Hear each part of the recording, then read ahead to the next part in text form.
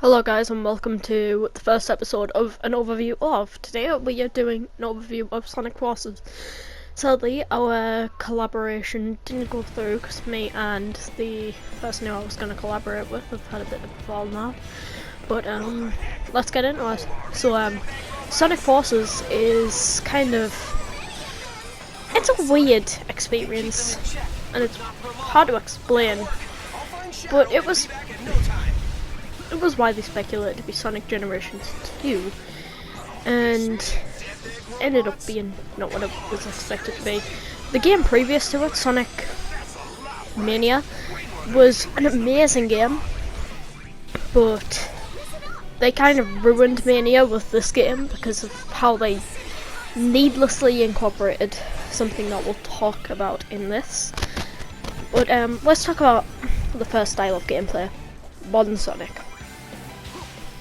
Now, Modern Sonic plays about as much as he has played before since Sonic Unleashed, actually, where he's got boost, except he gets it via the white wisps, like in Sonic Colors, and he's your generic fast character. He has his homing attack, he has his boost, and he has everything else. Basic to explain. And the ranking system from most of the Sonic games before us came back, where you can get C, B, A and S rank, and S rank gives you additional cosmetics for your OC character. Now let's get into that. So after the first mission of the game, after some story details that I'll explain later on, which I'll give a spoiler warning for, you get to make your own OC character with out of 7 different species. Now I've always chose the hedgehog in this game, but this time I chose the wolf for a different experience, and the wolf had a very useful ability to draw rings to you, which are like your main life source. If you get hit with no rings, then you die. I've played on this game multiple times, I've completed it multiple times, but I always used to play on easy mode, where you kept all of your rings after being hit, and I played on hard mode this time, so absorbing rings was really useful. As you can see in the background footage, this is how you customize your character at the beginning, and it's unique. It's a very fun feature for all the people who used to make their own OC Sonic characters a while back, and I think it's very unique for what it's meant to be, and it is the standout feature of this game, with the new gameplay mechanics being introduced for the OC stages. And yeah, you get to pick the eye colour, the body colour, the skin colour, and that's and a voice at the very beginning. I couldn't think of what that was, so I was just looking at the gameplay there. And you also get to choose a victory pose for once you finish the stage, which is, it's unique. It's a very fun concept, and it was definitely pulled off in a really good way. And the story around it is quite unique too. And I'm gonna show footage of the full customization in a second, because I've got all the footage here. I'm using Share Factory as I did for the Counter Spy video. Here's the footage, and it's just the same, where I just use everything I did before. And the customization is very fun in this game, because you get to customize what thing you're wearing on your body. You get to customize a hat, you get to customize glasses, a headset, a bodysuit, a hoodie, shoes, loads of stuff, and a wisp spawn, which you'll see some gameplay of in a second. It's practically a weapon that uses the wisps from Sonic Colors, and I use the lightning wisp spawn in this gameplay. It's a lightning whip with with a Lightspeed dash from Sonic Adventure 1 and 2, and the Lightspeed dash that you find in Sonic Generations. And it's very cool. As you can see, you're going to see the main villain of the game here, Infinite. Yes, I'm calling him the main villain because they should have done more with him. I'll explain that in a bit when I get into some more Infinite gameplay. But the gameplay style is very similar to Sonic, but it also has Spider-Man aspects mixed in with grappling hooks at certain points, and the fact that you can use weapons is very much like the upcoming game Godfall, which is going to be really good. It's made by the same people who've made Borderlands, which we'll talk about later on, possibly, because my brother might be getting that with his PS5, so I might possibly review that later. But yeah, it's very cool, and the OC is the most unique thing about the game. So yeah, if you want to play this game for a unique experience and you're a Sonic fan and you like in this situation, I'd recommend buying it just for the OC. But if you just want to play the game, the main Sonic gameplay, then just play it normally. Yeah, I'm gonna stay quiet for this next bit, just so you can see a bit of this. Obviously, that's the end of the stage, and Infinite arrives. And there we go. Here's some Infinite gameplay. Infinite was meant to be the main selling point of the game, being quite a edgy villain who could have really been handled better, I'm gonna be honest, because yeah, his story that you see in the episode Shadow DLC is it's quite dark, because Shadow just straight up kicks the crap out of him, and then he has to get the Phantom Ruby to get powerful enough to take out Shadow, but then he ends up becoming more powerful at Eggman. And if Infinite was handled properly, they should have just made him take out Eggman, and Eggman maybe has to become a good guy for once to take out Infinite, because he sees that his own creation went too far. And Infinite pulls a Metal Sonic from Sonic Heroes and becomes giant, and then you have to take him out. But unfortunately they didn't do that, and they just pulled a classic, ooh, Eggman's been hiding behind the shadows and had another plan, which isn't very fun, to be fair. And yeah, and now let's get into the gameplay of Tag Team. Now the Tag Team gameplay is where you play as Sonic and your OC, and we're going to review a boss fight with them, which is the only boss fight that's worth talking about from this, because Infinite later on in the game isn't really worth talking about, where it's the tag team, because the tag team gets introduced later on in the fight. And plus the Metal Sonic remix is better, so you'll be able to listen to some good music. So this is thanks to the Phantom Ruby too, huh? Eggman's new invention is a real pain in the neck.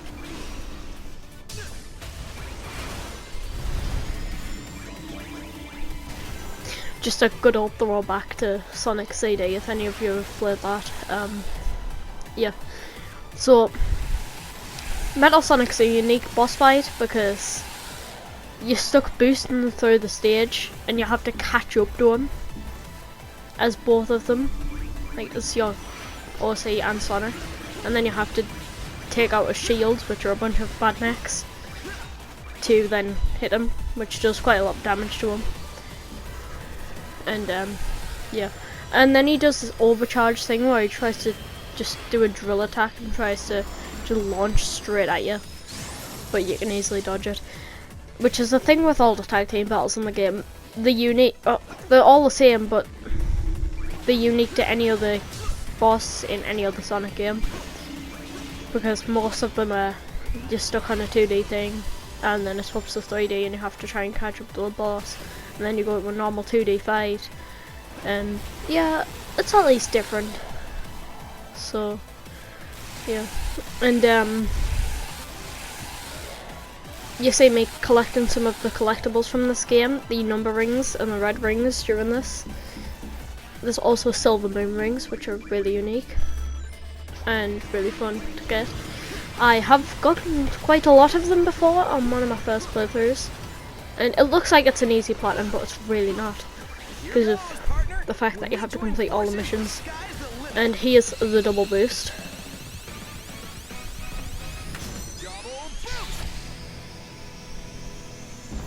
Which you use to take out all of the tag team bosses, which is decent. I think here's some more tag team gameplay. No, it's Classic Sonic. Let's talk about the flaws with the game now. Classic Sonic was unneeded. There was no reason for Classic Sonic to be in the game. He was only added because Generation saw success with him, and yeah. As you can see, I purposefully took damage for a second time. That was a total accident, because sometimes I am garbage at video games. And yeah, he gets drop dash from Sonic Mania, but yet again, as I say, Classic Sonic wasn't needed in the game. He plays really badly. But he's a lot less fun than he was in Generations. And Generations Classic Sonic was like ripped straight from Mega Drive Genesis gameplay, which was quite unique for the time. And yeah, that just kind of ruined Classic Sonic in this game. If they'd have actually gave him better physics, made him a bit faster, and actually gave his drop dash a bit more speed like they did in Mania, and actually made Classic Sonic, like the introduction to Classic Sonic, kind of like a collaboration of worlds or timelines like they did in Generations, where everything from the classic timeline came back, then maybe Classic Sonic's edition would have been worth it. But in this game it really wasn't, which is a massive flaw. If it was just a modern Sonic and OC character game, then I would appreciate it way more, but unfortunately it wasn't. So yeah, you'll see my favourite Classic Sonic stage was a throwback to one of the old Classic Sonic stages, but it's still not fun. Classic Sonic just isn't fun in this game, and that's something that you'll see in this gameplay. I really don't enjoy it. If you can get past the flaws with Classic Sonic, then maybe you'll have a fun experience, which is kind of hard to get over because they ruined Classic Sonic. And in case you are wondering about if you're wondering about the story, I'll talk about it later, because here's this. So let's talk about the story with this. So the story is Sonic going through Green Hill, as he normally does at the beginning of a modern Sonic stage nowadays. But when he's trying to go through Green Hill, he may find out that Eggman has a new invention called Infinite, which is using the Phantom Ruby, but they don't know that at this time. The Phantom Ruby can manipulate reality. Sonic gets his ass whooped, as everyone would expect from a normal Classic Sonic stage. I mean, normal modern Sonic game at this moment. Gets his ass whooped at the beginning, then somehow gets rescued. So yeah.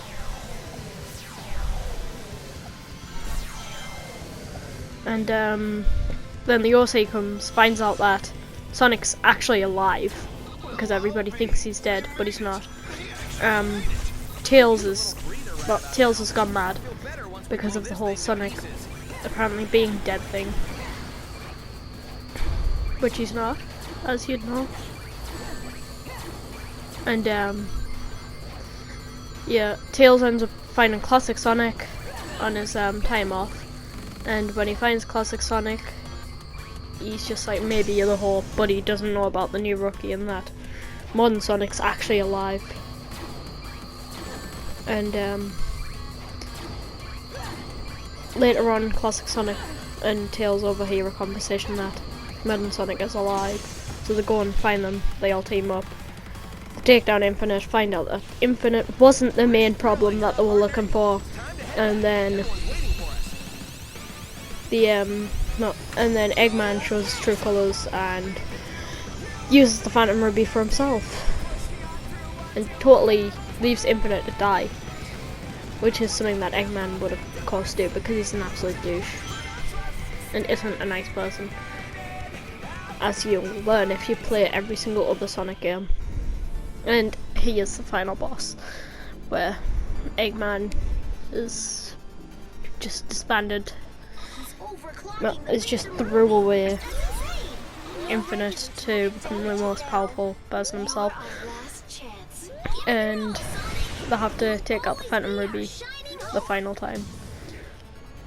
And yeah, I'm just gonna leave it at this and let you look at this. I'll have to edit this and put a spoiler warning earlier. Yes, I'm saying that later in the video because I haven't edited the video properly yet. I'm literally just adding my voice recording, so I'll let you watch this.